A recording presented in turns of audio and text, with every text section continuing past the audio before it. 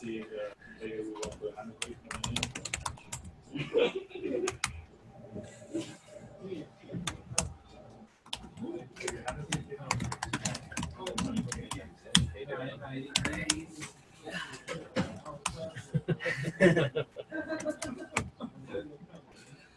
I was when I started earlier, I was thinking like.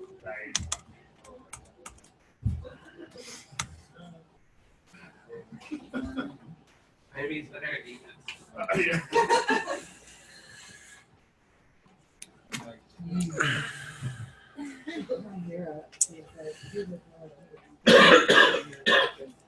Can I post 2 more items? Should I do it like? Let me just do it on the homepage. Or are you gonna make a? Am I gonna make a what? You usually make like a comment and do it. Oh yeah, no worries. Yeah, sorry, I didn't do that this week. Difference between sure, we can talk about that, and then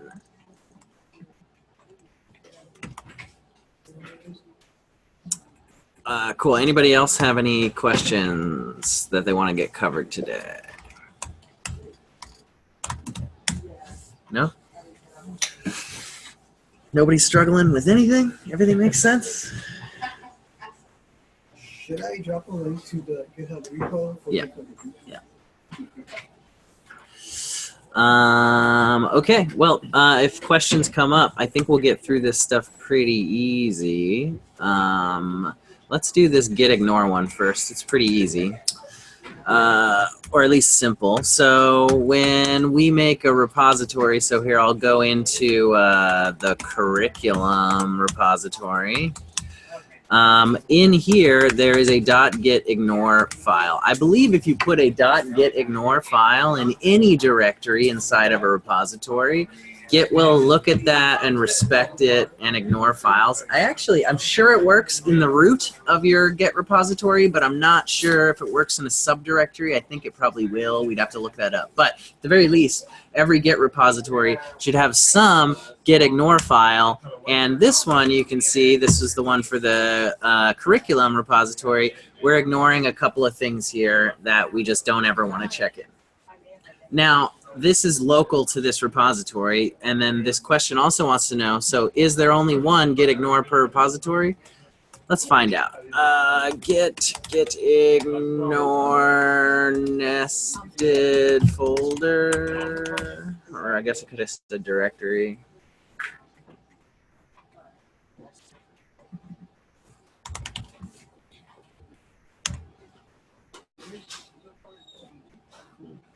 Well, we can also just find out. So if I put a, let's go into this directory and put a .getignore. And then in here we ignore frog. And then I touch phases, frog, and also phases cat. So check it out. See how now Git is saying there's this new file cat that I don't know about. Do you want to add it? But it's not asking me about frog. But if I remove this phases.getignore, now it talks about cat and frog. So it looks like you can nest getignores in nested directories. So there's that. But then there's also this idea of a global getignore that is across your entire system in some sense, or in any instance of Git or any Git repository. I have a global ignore in my home directory, so ~/.getignore, and in here I'm ignoring a bunch of commonly not wanted things. So any files with these extensions. You don't have to do this. You may or may not want to do it, but like this is something I got from the internet. I don't even actually know what *tilde even does. Maybe anything that ends in a tilde is ignored. But I've also added a bunch of these things that I never want, like the Visual Studio Code adds this .vs code directory to a project, so I don't ever want to check that in, so I just put it in here. And then node modules, we never want to check in. So there's a bunch of stuff here.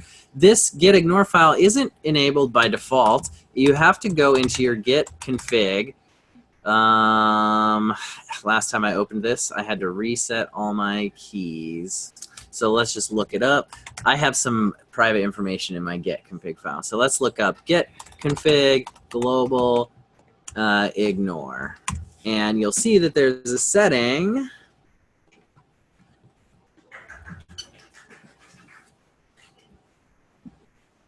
Yeah, there's a setting called core exclude files. We can't see the screen anymore. Oh, well, that's great. Why does this keep happening? Man, this is a brand new projector, too. Go, go, go. Source detected, but ignored for no reason. Okay. So if you say git config global, it's going to put this in your global git config, and it's going to set the setting core.exclude file, and then you put the path to the thing. So this person wants their global git ignore file to be in their home directory called .gitignore_global. The name is irrelevant. I just wanted to say consistent, so I called it git ignore. But you can call it whatever you want, and as long as you set this setting, you'll have a global ignore file as well. Does that answer that question? Yes, if I ignore .vs code in my global git ignore, that's going to automatically take effect into my local repository. Correct. The answer was if you put an ignore in the global ignore, would it affect all of my local repos? And Right. and exactly, it affects every repo on this system. Yeah. Okay. So it seems like you have the global ignore and an ignore for any folder or directory in your repository. Is there a way? It seems like they all get like pushed together and they ignore from everywhere as long as it's in one of those places. That's how I think about the implementation. Git will look at your global git ignore and your local git ignore. I guess your local git ignores if you had more than one, and it'll just sort of like compile that into a big list of patterns that describe files that should be ignored.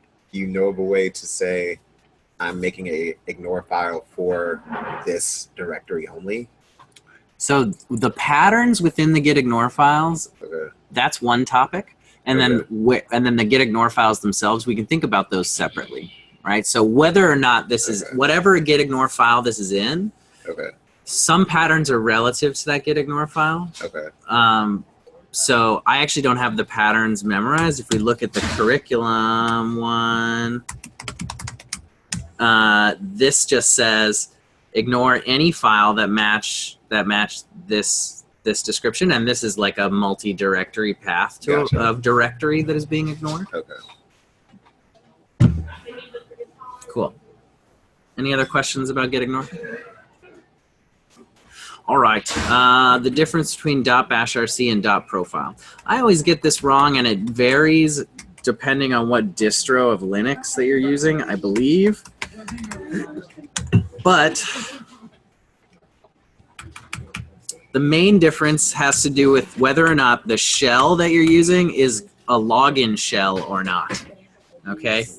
So when I make a new terminal window like this, this window is a window for iterm2, my terminal application. Okay? That is the thing that manages this being a window, right? But what it does, if you look at the preferences for your shell, the command that this application runs when it opens a new window is a login shell. You could change that command and make it run something else, right? So all that's happening, in some sense, when you open a new window here, is that it just runs a terminal command. It runs and the command it's running is bash, okay? And so these the bashrc and the bash profile files are going to run a little bit differently depending on whether it's a login shell, like when I open a bash window, or that's a login shell. But if I come in here and I just say like echo ls-la my home directory. So I'm just going to print that string. That just prints that string out. Then I'm going to pipe that to bash. And what that does is it runs, it's as if it ran that command. Let's just use ls here. it's as if it ran that command locally. It's as if I ran ls, right? Or rather ls tilde versus just producing the string ls tilde and piping that to bash, right? So there's a distinction between running a new instance of bash and asking it to run a command versus actually running bash and getting a login prompt, which I can exit. So I can actually, it's like Inception. I can open a bash, and I can open another bash, right? And now I've got all these bashes running, and I can exit that one, and then exit that one. And if I were to exit this one, it would close my window. So bash has this way of being run as an interactive login, but it also has a way of being run as just a single instance to run a command. So when you run a bash script, right? So like in the curriculum repository inside of bin here, I think one of these is a bash script. What illegal option? I did not say. Oh yeah, there we go. Does anyone? Yeah, okay, here we go. So I have this script that I created that is a bash script. And you can ignore these for now. And these are just bash commands, right? I'm removing a file, and then I'm running a Heroku command, and then I'm running a PG restore command, okay? I put these 3 commands in a file, and I tell it that it's a bash file, okay? So when I execute this file, it actually creates a new instance of bash, but not one that is a login instance. One that is not going to produce a login prompt and ask me, the user, to enter commands. Instead, this instance of bash is just going to run these commands. So bash is both a login prompt as well as a basic scripting language for the Unix operating system. So so the same commands you write here, I could remove a file, I could run the Heroku command, and I could run the PG restore command. Maybe, PG restore, right? These are commands that I can run. So when you're in bash and you're in the terminal here, you're actually sort of inside what's called a REPL, a read, execute, print loop. So you're gonna execute a command, it's gonna print it out, you're gonna read that, and then you're gonna send another command, right? So that's a user interactive login shell versus bash run, where it's not a login, there's no prompt, it's just running these commands. So bash can be run in those 2 ways, and the difference between bash profile and bash RC is that bash profile is executed only for login shells, and bash RC is executed for non-login shells. So here's an example of 2 things that you would put in one place versus the other, right? So if I'm going to add a directory to my path so that I have access to additional commands, I'm going to want that for every shell. I'm going to want that for both these scripts that I'm running and for my login prompts, right? But if I'm setting an environment variable that's going to make my terminal's prompt be blue, I only need that in bash profile. I only need that for login shells, because when I'm using bash as a non-interactive instance, I don't have a prompt, so it doesn't matter to set those things. Okay, so there's some things that are preparation for all of your bash instances, and there's some stuff that's preparation just for the interactive shell, and that's why we have 2 different things: bash profile and bash RC. Now, this may not actually be true for OS X. Did it go away again? God, it's so annoying. If this is annoying, let's just try to do the, oh my God, did I forget that? No one's on Zoom? This whole time I was not, I don't think I was sharing. Recording and your audio was on Zoom, but not the screen, yeah. Okay, sorry about that. There's been no screen for the recording this whole time. I apologize. But we have now. We're just talking about bash RC versus bash profile. So yeah, that's the main difference. Now, there is an exception that I find that in my bash RC, or maybe it's in my bash profile. Yeah, I find that I have to do something like this, where I say in my bash profile, go source the bash RC. And I remember on different versions of Unix, like Ubuntu, that I didn't have to do this, that bash RC was always sourced and bash profile was just optional. But I'm finding on OS X that I think they only run bash profile, and they don't run bash RC for login prompts. And then I think they only run bash RC and not bash profile for non-login prompts. So they sort of do one or the other. And in my case, if I'm a login shell, I want everything. I kind of think as bash RC is like my every shell, and then bash profile is only for login prompts. So I do that by bash profile first sources bash RC. That's something I choose to do. It's also in the example I've given for these sort of like dot file examples that I posted. That's in one of the modules. So anyway, that's one of the things that I do. Does that make sense? That sourcing of another one? What is sourcing? Just running the commands in bash RC? It executes that and sets up and does what it does to set up your shell. Yeah. So you said when we first open an execution of bash, Yep. through iTerm, it is a login shell or not? When you do this, it is a login shell because you have a prompt, right? Okay. But if I just run bash like this, I also get a new instance of bash with a login shell, okay, that I can exit.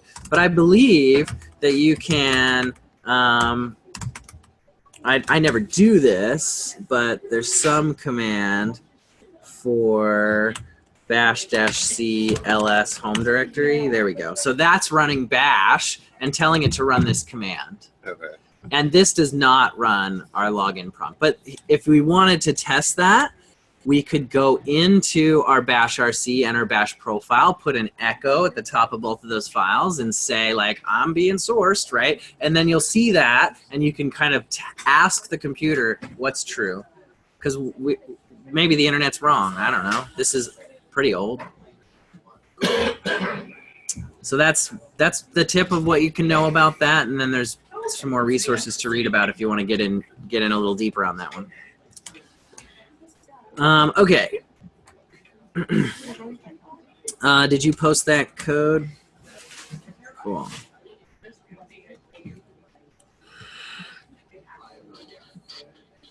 So is this this is called phase 1. What is this code that has almost everything that I did with phase 1. Okay. So we're going to be looking at a subset of this then. Yeah. Is it just one file?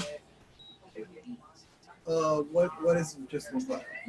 The thing you want me to code review, is it one file or multiple files? It's a benchmark. So it's Okay. multiple Well, files. I am going to just clone this real quick.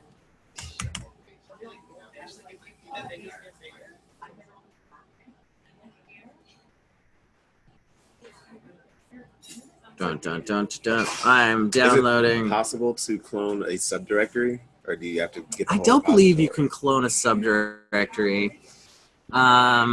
You can do a shallow clone where you get only part of the history, so you don't have to download so much.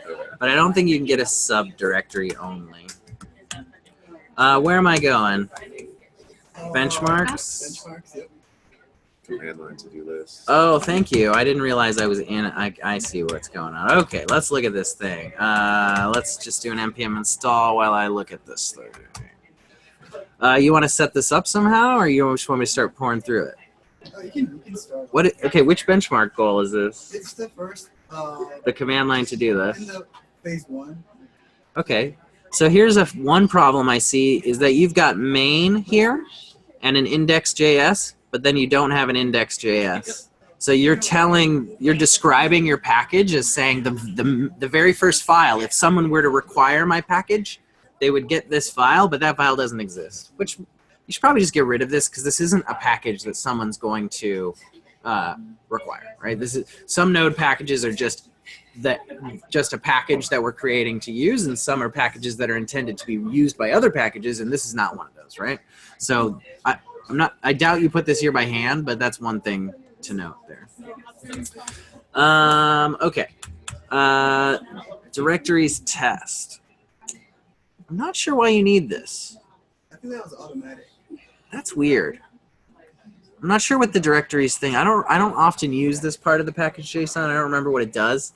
It probably has to do with the fact that it's going to bring this directory when it packages it up as a downloadable node module. but then I'm worried that it's not going to bring the app directory because we're not listing the app directory here. So anyway, it's also funny that it's maybe being renamed from test to test or something. That this inconsistency, I'm not sure what's going on there. This is cool though. We have an npm test script that runs Mocha, and we've got Mocha and Chai. Now normally Mocha and Chai are installed as dev dependencies. And that's just something to get in the habit of doing, because when we make web apps, we're going to want to have a difference between production dependencies and dev dependencies. But for now, this is fine. Okay.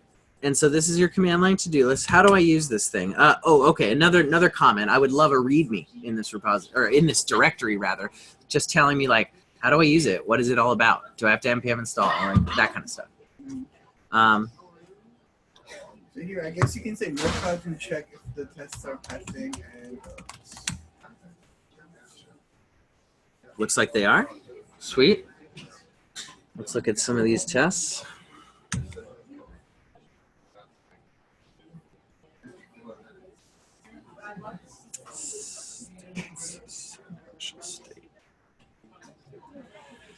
Okay.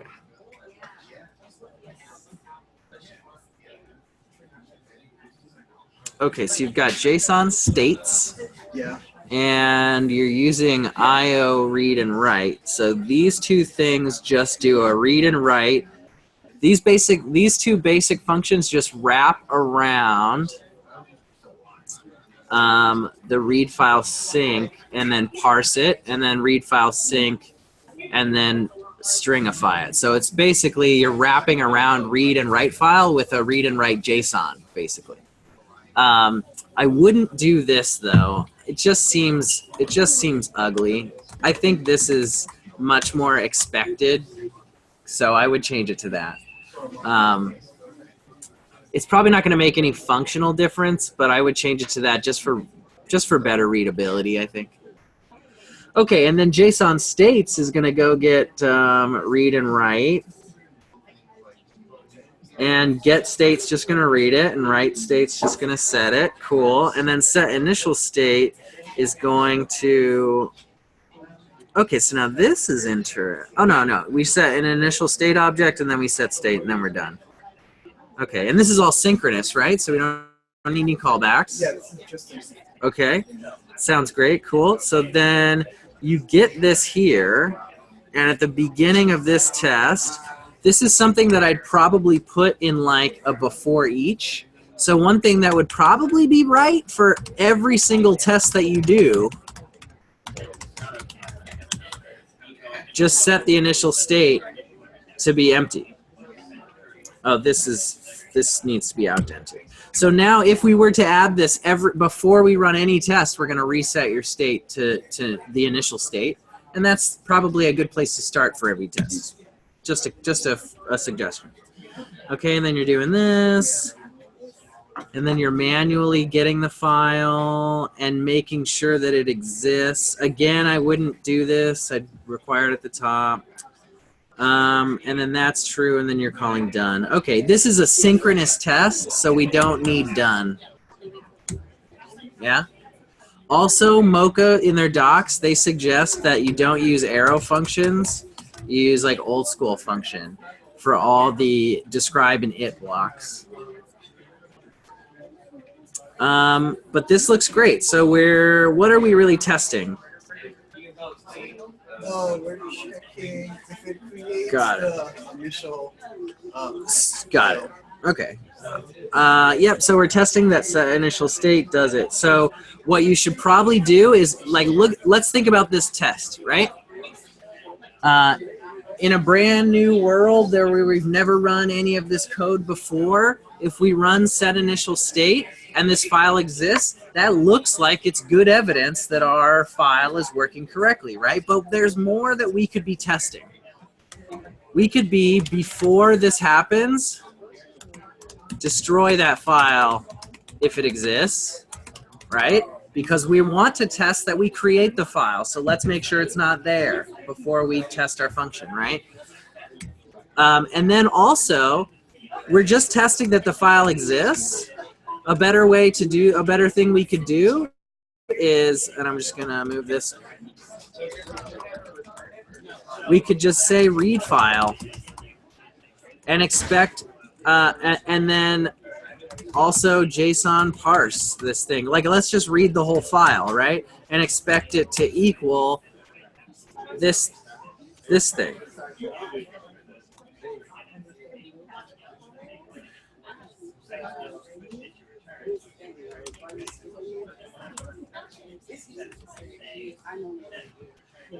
And then let's make sure that we can delete this file. Is there a no delete file sync?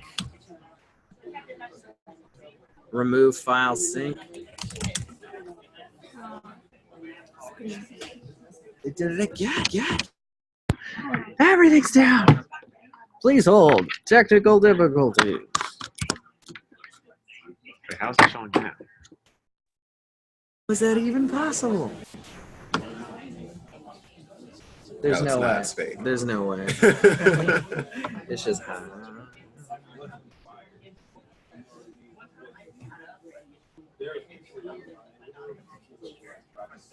All right.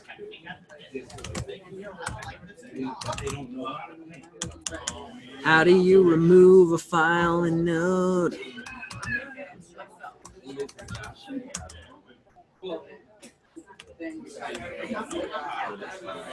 Unlink, rename, watch, Node, delete file. I don't know how to delete a file in Node.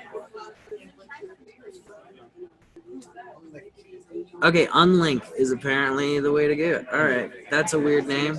Why? Asynchronous, no arguments. It doesn't really give us a lot, does it? Okay, well, so let's use unlink. The tasks path also, I think.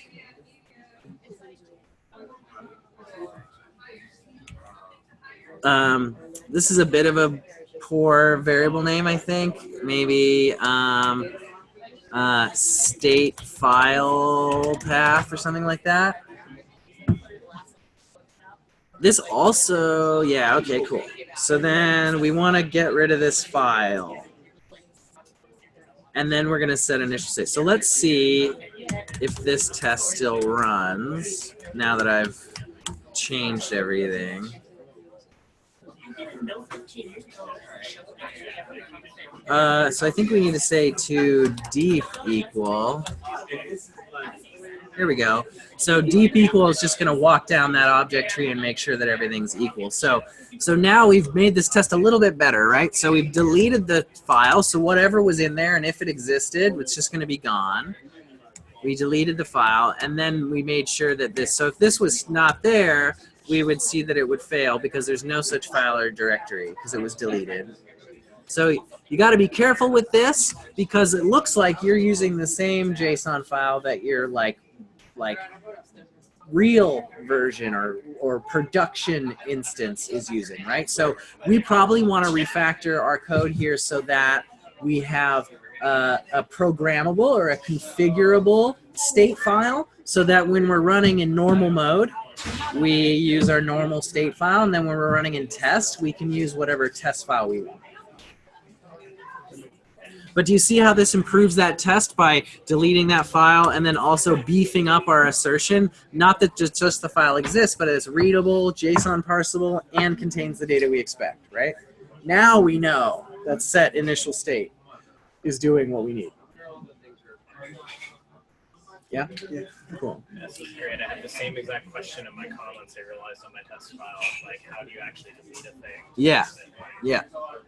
Now keep in mind that as you get into phase 2, a lot of this kind of stuff with file management is going to change to an asynchronous form. But for now, we're using all these sync versions just to make the cognitive load a little bit easier. But we want to be keeping in mind that we're going to be moving toward asynchronous with it. All right. So then this is a code smell. We're testing set initial state, but you're not actually using it in this test, so you couldn't possibly be testing it. What it looks like what was happening to me is that you were thinking, or maybe you didn't do this consciously, but you wrote this test, which was just running set initial state and checking to see if the file exists. And then I think this test runs next, and you were relying on this test having happened for this test, and you never want that. You want to be able to run your test in random order. So if we go here and say dot only on this thing, I think this test is going to fail. Yeah, because I deleted, because that file doesn't exist, right? So we ran get state, and we didn't get what we expected. So I actually think we can get rid of this test because we're doing what you were doing up here, data to equal expected. What's funny is I had to deep equal that, and you didn't. So .eql, I think, defaults to Deep. Okay. Well, I think we can get rid of this test. And now we know that when we have nothing in that file, that set initial state will override it. Now, we could do two things here. When do you call set initial state? Because set initial state isn't smart enough to do it. Set initial state just blindly overwrites our state. Right. So we could test that part of it. So I'm calling that from task file. So, right, but what I want to describe here is that we could even get better at testing this function. We could put two contexts in here. Now, context is almost the same as describe. I actually think it's literally exactly the same. But it's meant to where this describes this function, and this is a state of the world, right? So we'll say when the tasks.json file does not exist versus when it exists. Now we have two different states of the world here, okay? So I'm gonna, inside these context blocks, I'm gonna make the world that way. So in a before each, for each of these, here we're gonna make it so that the tasks JSON file, and I'm gonna move this up because we're just gonna need that shared. And I can put it up here because this variable can get set before we run our tests. It's not going to change. This file's not going to move, at least not the way we have our code set up now. So I can actually move this up here, and it'll just get lexically scope inherited, right? Okay, so then here we're going to say when the task file doesn't exist, we're just going to say before, we're going to unlink, okay? But when it does exist, we're going to actually say write file sync, and we're going to write json.stringify some state in here. And maybe we'll pretend that the current ID is 4, and I'm not going to get more complicated than that. We probably put some shit in there, but it doesn't actually matter. Okay, so now do you see how we have these two different states? And so in this state, this is actually, this if block just goes up here because when it's deleted, right, when it doesn't exist, it should create the tasks JSON file. Yeah? And in this case, it actually should just override the contents, you know, within the task JSON file. So this is actually going to yield the same thing, right? But there's two different kind of states of the world that this thing is going to run under, and we want to make sure, oh, this shouldn't be here. So here we want to make sure that it does the right thing in both cases. Yeah? So let's run, let's put an it.only around this describe.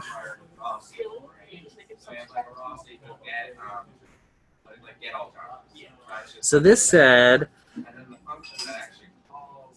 I don't think you can unlink it unless it exists, right? So we would have to check to see if it exists before we unlink it. So let's just we actually don't care, right? So I'm just gonna say, if there's an error unlinking this file, that's fine. That means the file doesn't exist. That's one way we can handle this. We could also actually check does this file exist? If so, unlink it. Yeah. So but really what I want to talk about is we're testing the set initial state function, And then when the world is like this, it should do this, but when the world is like this, it should do this, right? And it happens to be that it's doing the same thing, but it could be that it does something different, right? It could be that set initial state checks to see if the file has a state and ignores it and leaves that, right? We could have written it that way, yeah? So does that help kind of beef up, show how we can beef up our tests of this function? All right. Is there any other specific areas that you want me to cover? Because I probably can't go through everything. Yeah, I didn't really put a lot of effort in writing my tests. It was like, just get it out of the way. But Okay. yeah, I sort of feel that, yeah, I can do a lot more with the tests. Okay. Well, let's just focus in on the task thing. So the command that I run is app tasks. Is that right? Just tasks. Without the app. I don't see how that's possible. Like, period / tasks list, space list. I don't see how that's possible. Maybe if I was in the app directory, that would work. Okay, so that's the same as /app tasks. Oh, yeah. Great. So I'm going to do tasks list, and it should have initialized my state, right? Maybe, maybe not. Let's look. So let's look in tasks. We get the JSON states, we get set state from it, and then we get set initial state, and then we get add and list and complete and delete. And so this is probably something that I would have just put inside of, you know, something called ensure initial state or something like that. But that's fine. This can be here, but you know, again, keep the requires at the top.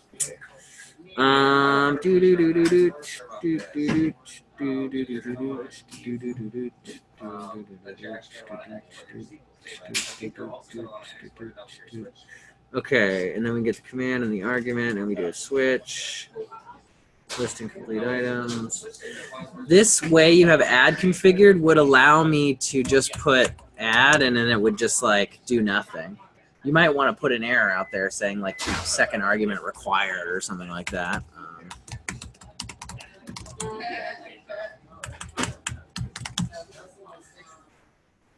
Okay.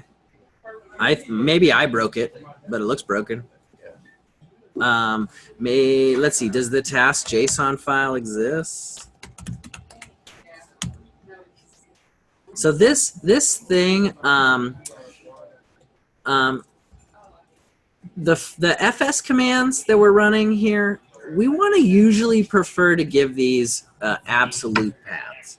And the reason why is because I believe that this relative path is relative to the directory that you are in, right? So check this out. Inside of set initial state, or actually inside of write file, or actually JSON states set file, see how the tasks path here is being resolved? This is saying get the current directory for this file, which is app. No, which is states. And go up a directory, which is app, and then tack on task.json. So the return value of this is actually the absolute path to whatever app/task.json is, okay? Now check this out. In your tasks, you are saying just /task.json. And that's not resolving to the same path, okay? So what's happening is because I'm running your command in a way that you were not when you were building this, I'm running it, chunky. I'm running it like this, we're getting a mismatch, right? So it's probably going to work if I cd into app. What is happening at this terminal? The one we're looking at is shopper, real shopper. So if I cd into app, and then I do /tasks add buy a cow, and then I do list, it should work because it put it in this file, right? So this is what you should think about as duplicate information. Okay, there's like an information architecture sort of way of looking at your code. Okay, functions know about other functions. Some code knows about some other code. Some part of your code makes assumptions about how objects should look and how they should be. Some code assumes where a file should be, right? And if we put two different places, if two different places have the same information, we're likely to have this kind of a bug, where that information is not in sync with itself. It's not in the same place, right? So this whole thing that you're doing here, wherever this file lives, that should be determined in one place and then shared by any place that needs it. That's one answer to this problem, is to solve this, prevent this bug from happening, right? So we may restructure how we have our I/O and our states, or you're kind of building a bit of a structure here, right? Where read and write don't know anything. Read and write just know that you give them a path and they're going to read and write and then do the appropriate JSON stringification or parsing, okay? So these things are pretty cool, pure functions that don't know crap about the world, right? They know how to use fs read file and fs write file, and they know how to use JSON, but that's not application specific knowledge. So these are great functions because they're real easy to think about and reason about. They're unlikely to cause us a problem because they're pretty darn simple, okay? Then we get into here. And we go get our little helper functions. Feedback about this, I try to keep the way I name things as consistent as possible. So you've got this read from file, and then you've got this called IO read. Like, let's figure out what's the clearest way to name things, and then let's keep them consistently named. Because now I got to think about, like, oh, read file from came from IO read file, and it's like more cognitive load. Okay, so what does this file know about? This file knows how to get these readers and writers, and then it determines where the task state file is, and then it exposes two new functions that merge these simple utility functions that we wrote with the knowledge of where the task JSON file is. Do you see how you can look at these functions as like what they know about, right? So this knowledge here, it would actually be pretty cool if we just exported that knowledge, right? And then over here in your main tasks, when you're getting from JSON states, we're getting set state, we should also just get this tasks path and then say task path here. So now we're sharing that information. And it's going to solve that bug. So if I cd, I'm not in the app directory. I'm going to do /app tasks list and add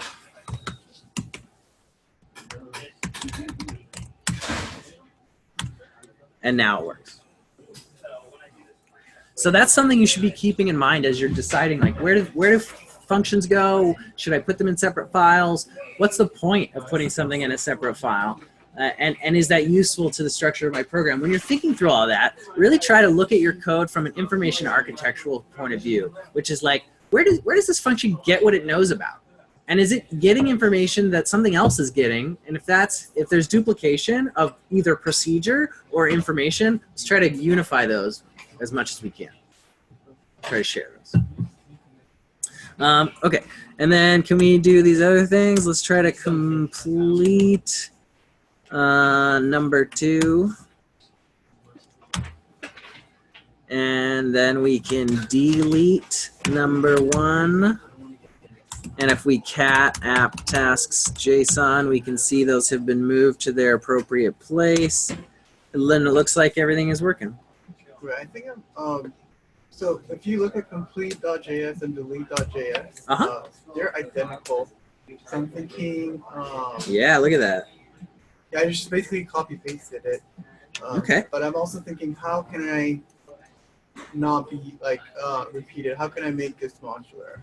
Okay, great. So it's absolutely okay to, as you're doing something like this, to say, this is actually a really good strategy, I think, to say, okay, let's say you did complete first and then you did delete. So if you know delete's going to be almost the same, copy it over, get it to work, and then refactor both of them to where you have some tests that ensure that these two functions are working as you want, and they've got a bunch of duplication. Maybe they've got some duplicate knowledge or some duplicate procedures going on, and we want to dry that up, right? But we want to get it to work first. So you got it to work. Now let's dry it up. So what I do is I'll go just look at these things side by side, and let's see what we can dry up here. I can't read these lines. They're too long. What is this plus? It changes it to a number. Typecasting.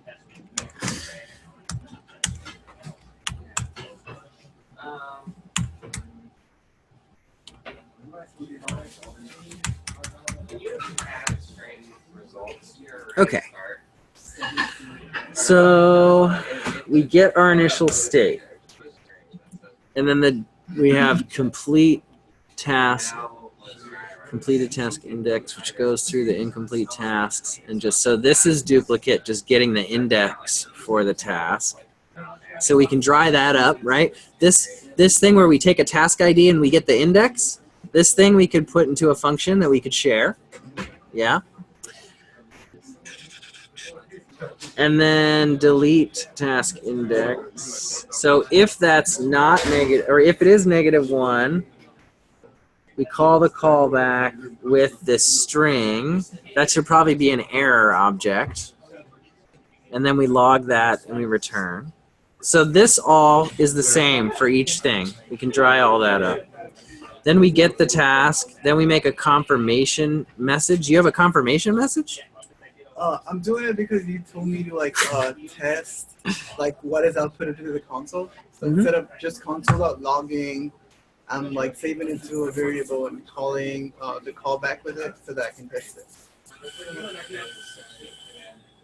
Because initially I was not doing that, and you said. Well, you shouldn't be doing callbacks because you're doing the synchronous version of this thing. Yeah, this is not at all doing the sync thing at all. So callback confirm message is like. What do you mean it's not doing the sync thing? Like I'm seeing you use sync methods in here, right? Both your read and write are synchronous. Oh yeah, I mean it's not doing async stuff at all. Like the callback is handling the async. It's not even related to like async or sync at all. Got it. But if we look at tasks, when you call complete task and delete task, you're not passing in a callback. Yeah, I'm passing it from the test because I don't need to right there. I see. The callback is optional, but test is like, do I get this printed out to the screen when it? So you're kind of cheating because you're just saying, in your test, you're just saying, am I given this back if I gave a callback? And then you think you're testing whether this is happening, but you're not testing that. So I'm checking if confirm message, which I'm printing out to the screen, right, has the same content. Yes. Right. But what I think this strategy is, you're diverging too much. Your tests work too differently than your real code, to where you're not actually testing as much of your real code. Now you know because you wrote this that this is the same thing, right? But what if? Right? Now your tests are still going to pass, but we're not going to have our application working the way that we want, right? Okay, so that's another thing that I'm not sure we're going to have time for, which is like, how can we test this stuff better? Well, let's see. But for now, I don't think you're really using this callback, at least not in the real code. So let's ignore that for the purposes of drying this code up. Let's ignore this. And then what is this thing doing? This is pushing into deleted tasks from incomplete tasks, and you're splicing out incomplete tasks. Right. And then getting a copy of it. I see. Because it's an array, right? You want to cut it out of there. Okay, well, aside from the fact that I think using arrays here in how your state is working could actually be better if we used objects, because then we could just put the key as the ID, and the ID is always unique, right? So rather than having this structure,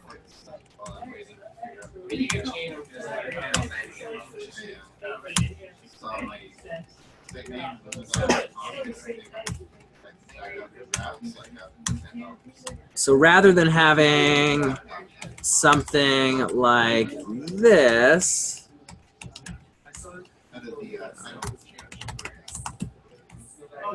right? We could switch this to something like this, where instead of these being arrays, we'll make them objects, and then we will just say by ID what these things are. And so now instead of having to use splice, we can just say like delete from state.incomplete tasks bracket 4. And then before that, we'll say state.complete tasks bracket 4 equals. So that's how we'll move items. That's a little bit easier, I think, than pushing it on. Because we don't care about order. There's no order to these tasks, right? They're ordered by their ID. So if we don't need an order, then we can just move them around, and we just need to store references to them. And this way, it's easier to find them, right? Because we don't need to do this reduce that you're doing here. We can just say bracket ID, right? So let's not make that change, but that's a change I'd suggest. And so this is a different shape of storing your data, and there are trade-offs, and one is not necessarily right or wrong, but you need to dig into these trade-offs and play around with what's the code look like? Is it cleaner if I use this structure versus this structure, depending on what my operations are? Okay. So anyway, that's one thing I would recommend, is that kind of switch. But let's still try to drive this up. So we've got this sort of find the index. So it's really like find the index of the task for this ID,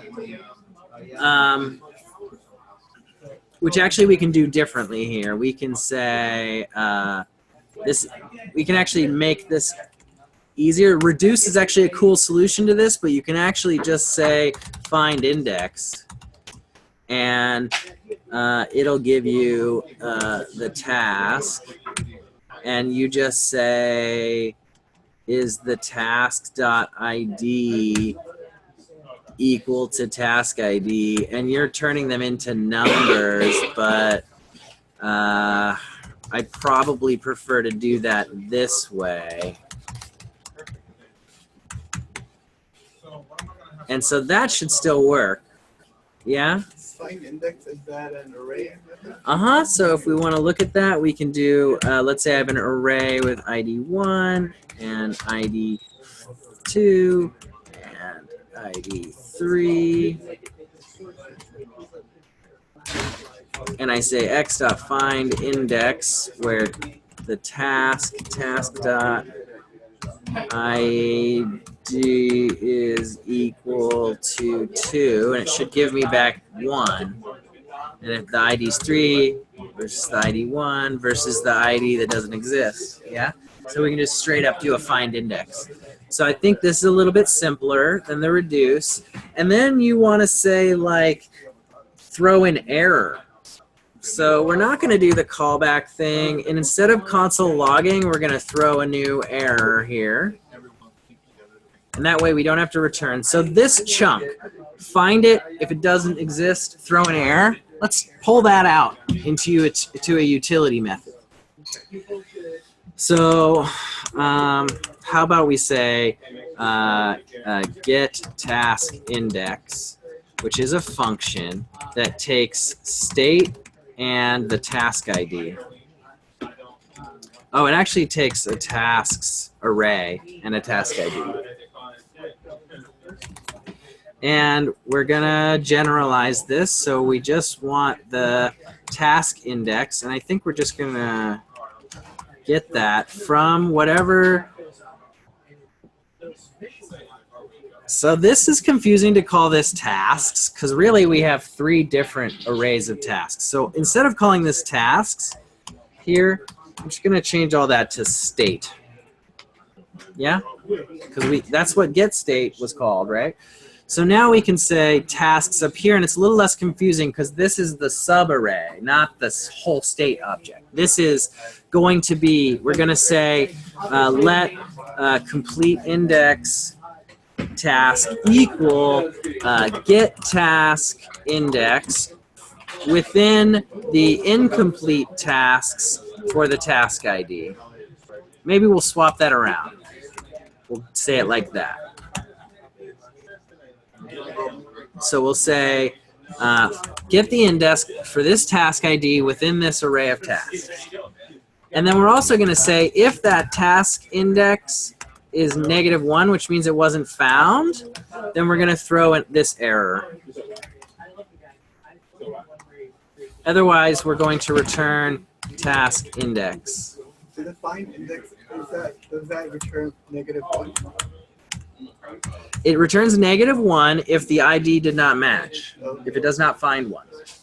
So if we get if we get anything out of here that's not if we get -1, we didn't find it, so we couldn't find task ID, and then otherwise we're good and we just return it, right? So now we've gotten rid of this part, and so that's step 1 of this refactoring, and let's just see if it still works. Let's run our tests. I've got a dot only in here somewhere. So we'll run your tests again. And I messed it up. Oh, set state state.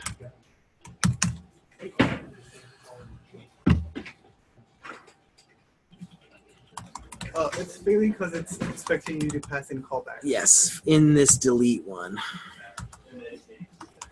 It's not expecting me to pass in callbacks, right? Because you said they were optional. In the test, though. Oh, the test passes it in. I see. I see. Yeah. All right. All right. Well, that kind of sucks. I shouldn't have deleted that. I should have kept that because I wanted to use your tests.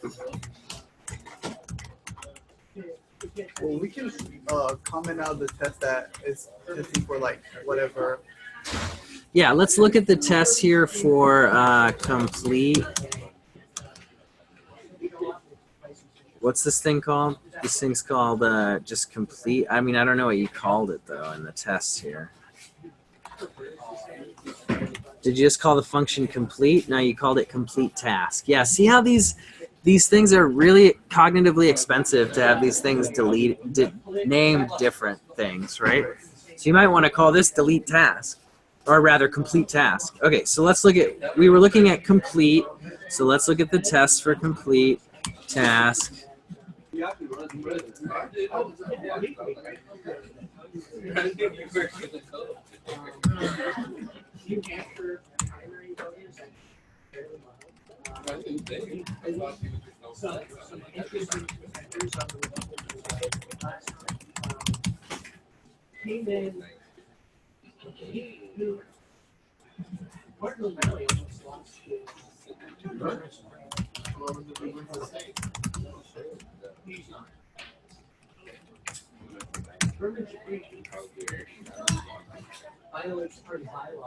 What did you call it? Was it text?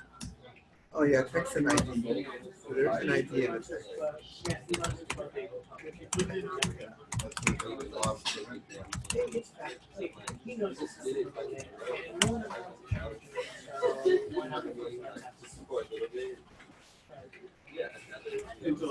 Okay, so this one, let's just do only here. So we're just going to run only the test for this thing. Cannot find task 1. Okay, so we are getting this error, cannot find task 1.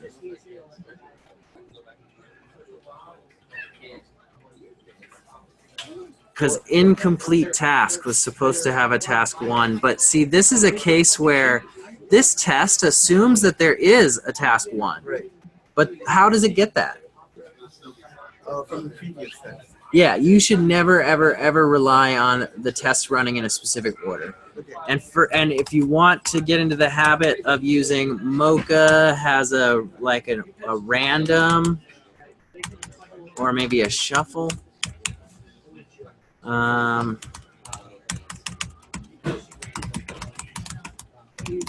You should run your tests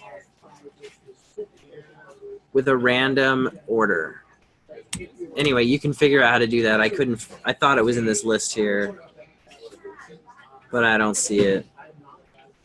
But so let's fix this test though, because it's pretty easy to fix. We've already got a set state. So what we're gonna do is we're gonna say before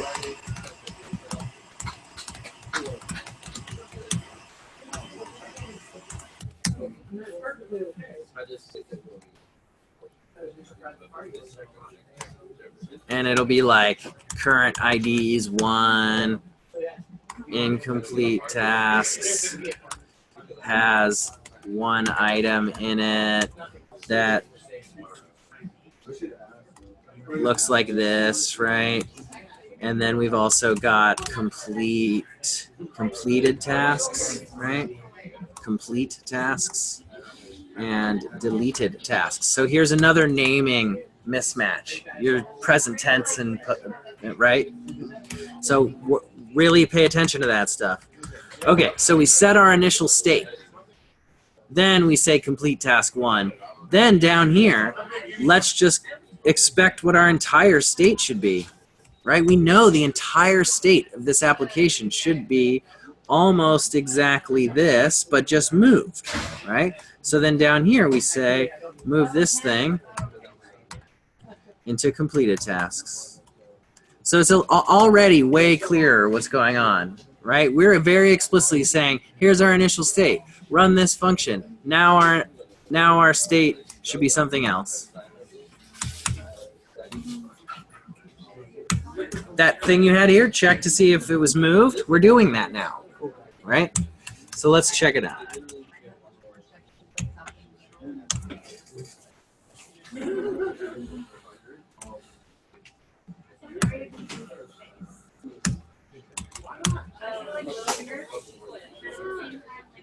Console text. Oh, there's still something down here. I'll get to these. Okay, so this one test that we have, okay, if we were to not give it this, we'd get an expected error, right? It would say could not find task 1, okay? If we change this to another ID, could not find task 1, but this will work with any ID, right? Good. Oh, except that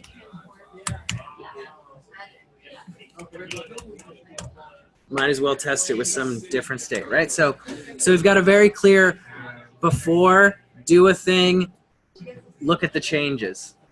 That should be every test. Make sure the world is the way that you expect it to be. Do a thing that's supposed to make a change. Assert that change was made.